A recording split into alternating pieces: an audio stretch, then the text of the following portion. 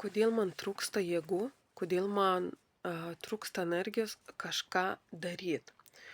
Tai reiškia, kad mes jau išeikvojam savo energiją ir kur dažniausiai mes išeikvojam. Išeikvojam ne savo norų pildymui, o kitų. Ne savo gyvenimui,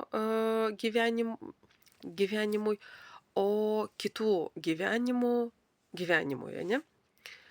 Tai kai mes nežinom savęs, nepažįstam, mes nežinom, ko mes norim, tada reiškia mes ką darom? Mes bandom užsitarnauti kitų meilį, kitų dėmesį ir mes pildom jų norus. Dažnai būna, tikrai dažnas dalykas, kad pavyzdžiui, kad mes gyvenam ir nesvarbu, mums jau 30, 40, 50 metų, net ir 60 metų, mes gyvenam ir vis bandydami įtikti savo tėvams, mamai arba tėčiui. Su kuo ten dažniausiai, aišku, būna su mama, ne, kad mums trūksta jos dėmesio, palaikymo ir mes darom viską, kad tik tai gauti mamos pripažinimą. Ir taip mes eikvojam savo jėgas, savo laiką, savo sveikatą, savo pinigus, savo gyvenimą tam, kad įtikti. Ir jūs niekad neįtiksit.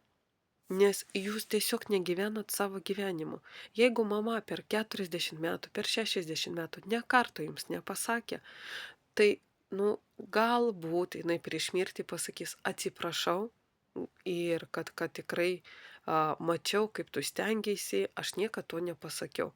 Galbūt, bet jūs įsivaizduojat, jūs pragyvensit visą savo gyvenimą tiesiog norėdami įtikti ir negyvendami savo gyvenimą. Tai ieškokit savo norų. Ieškokit tikrai, ko jūs norit. Nebūkit patogus, o darykit tai, kaip jūs norit. Taip, tai yra labai sunku. Tai kartais net neįmanomai sunku, bet tikrai viskas įmanoma. Eikit ir darykit, gyvenkit savo gyvenimus.